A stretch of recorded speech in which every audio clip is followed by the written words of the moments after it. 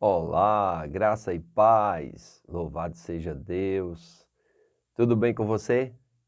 Tudo bem com sua família? Espero que tudo esteja bem, que Deus te abençoe. Vamos dar continuidade à nossa leitura bíblica. 2 Samuel, capítulo 8, vai narrar aqui diversas vitórias de Davi. Contempla lá também em 1 Crônicas, capítulo 18.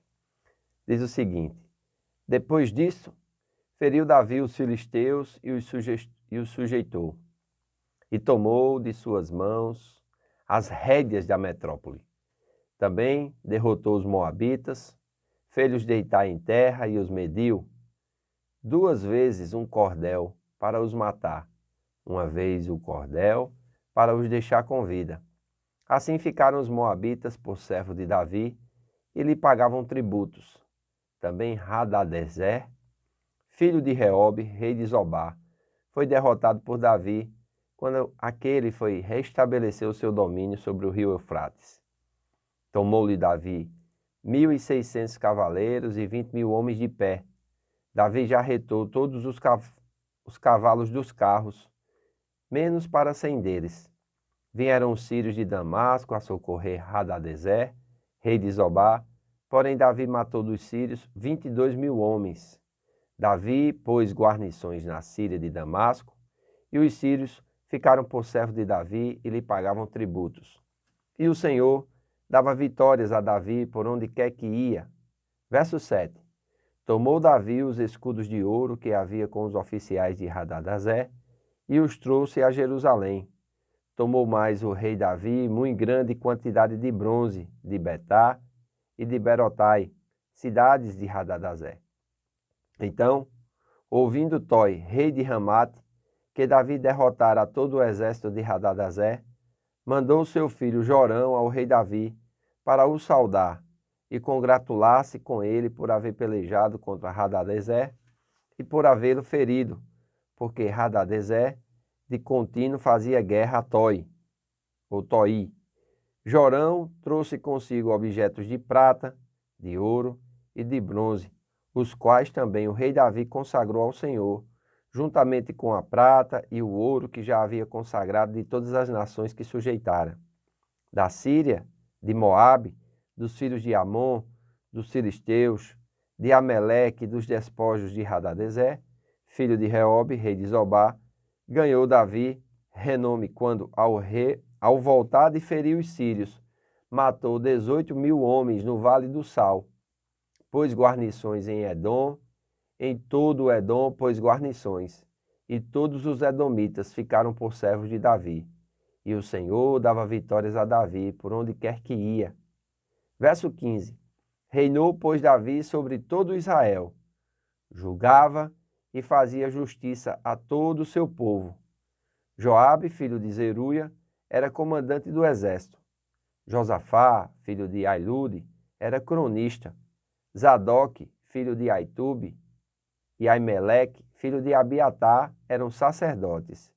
E Seraías, escrivão. E Benaia, filho de Joada, era o comandante da guarda real. Os filhos de Davi, porém, eram seus ministros. Olha como é interessante, né?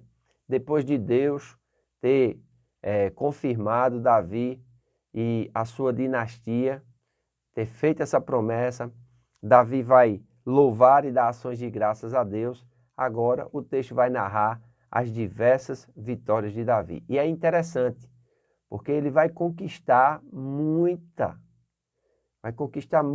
terra, vai expandir muito o reino, vai conquistar muito bronze, muito ouro. E é interessante, tudo isso que ele conquista, diz que ele vai consagrando ao Senhor, porque ele tem o desejo de preparar um templo, né, uma casa para Deus. Ele não vai fazer, Deus disse que quem iria fazer era o filho dele, o sucessor dele. E nós vamos ver na história, na continuidade da leitura, que é Salomão quem vai construir o templo para Deus, mas Davi vai começar a consagrar ouro, bronze, né? Vai consagrar muitos tesouros para que isso seja feito.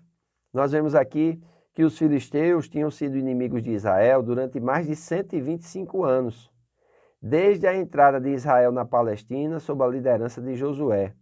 É interessante quando diz aqui que Davi tomou de suas mãos as rédeas da metrópole, as rédeas dos filisteus são colocadas nas mãos de Davi e estão agora sobre o seu poder. Então, Davi vai exercitar aqui, né, vamos dizer assim, a autoridade, vai destruir, vamos dizer assim, esse governo dos filisteus e vai tomar o comando, né?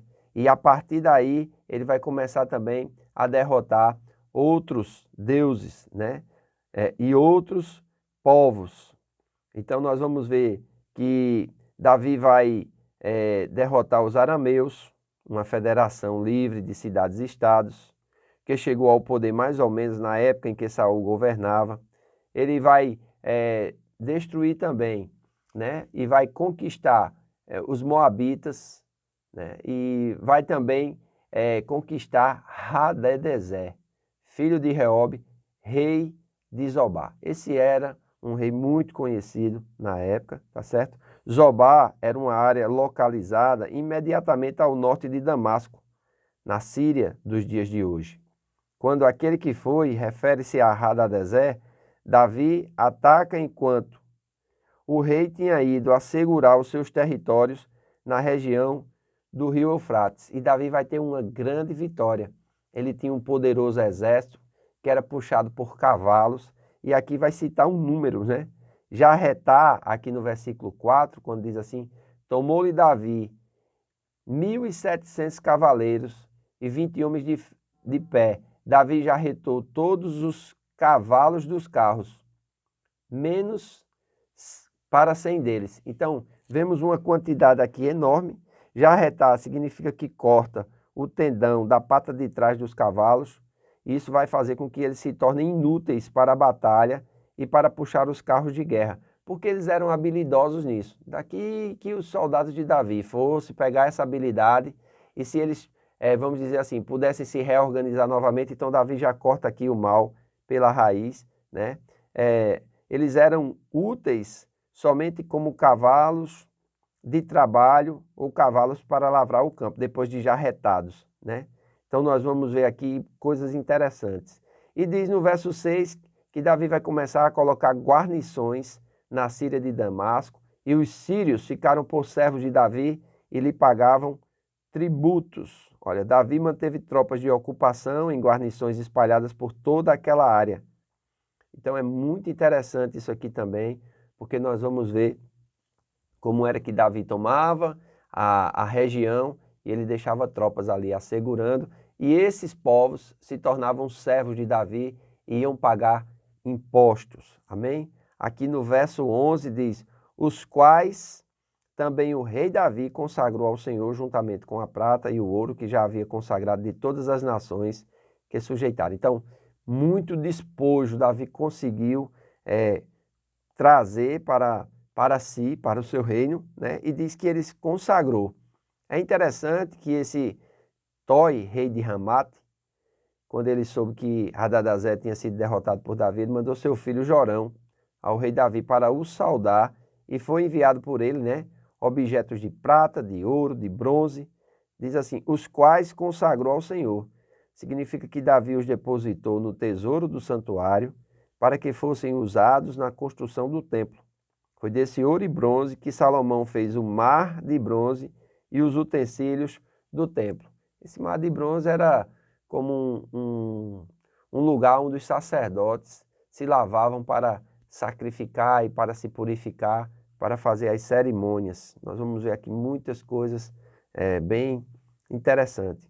Além disso, vai dizer aqui no versículo de número 13, que Davi, verso 13, ganhou Davi renome, quando ao voltar de ferir os sírios, matou 18.000 homens no Vale do Sal, pôs guarnições em Edom, em todo o Edom pôs guarnições, e todos os edomitas ficaram por servo de Davi, e o Senhor dava vitórias a Davi por onde quer que ia. É interessante que Deus já tinha mandado Josué destruir todos esses povos. Porém, né, é interessante que é uma sucessão de conquistas, mas também, por causa do pecado, algumas derrotas. E aqui nós vemos Davi, ele sendo muito, vamos dizer assim, assertivo, e Deus dando a ele muitas vitórias. Amém? Vai dizer aqui que reinou, pois, Davi sobre todo Israel, o verso 16. O verso 15, julgava e fazia justiça a todo o seu povo. Porque reinar, amados, é muito mais do que somente você estar numa posição ou sentado num trono. Não, você tem que ser justo, você tem que fazer justiça, você tem que julgar situações, você tem que dar parecer. E isso fazer sozinho é impossível. Então vai listar aqui os oficiais de Davi. Vai dizer que Joabe era comandante do seu exército, Josafá era cronista, Zadok e Aimeleque eram sacerdotes, Seraías escrivão, Benaia era o comandante da guarda real e os filhos de Davi eram seus ministros. Então nós vemos aqui algo muito interessante, que são os oficiais de Davi e como é que ele governava, né? Ele precisava de pessoas que o ajudassem, precisava de cronistas, precisava de escrivão que viesse relatar todos os seus atos. E hoje nós dispomos dessa bibliografia aqui da vida de Davi exatamente porque esses atos dos reis eram escritos, suas conquistas. Aí alguns dizem, mas há divergência. Claro, às vezes as narrações elas são feitas 150 anos, 200 anos depois e eram feitas através de copistas. Por mais que eles fossem cuidadosos e tivessem a maior honra em copiar o texto de um pergaminho para o outro, às vezes havia pequenas divergências. O objetivo aqui não é ser exato no números, mas na teologia. Amém? Então é muito importante nós vermos que o Senhor, quando ele está alinhado, e o servo do Senhor, quando está alinhado com o Senhor, vai haver essas coisas aqui. Deus vai fazer promessas, o servo vai dar muitas ações de graças e louvor a Deus, e Deus vai dar diversas vitórias. E claro, muita responsabilidade.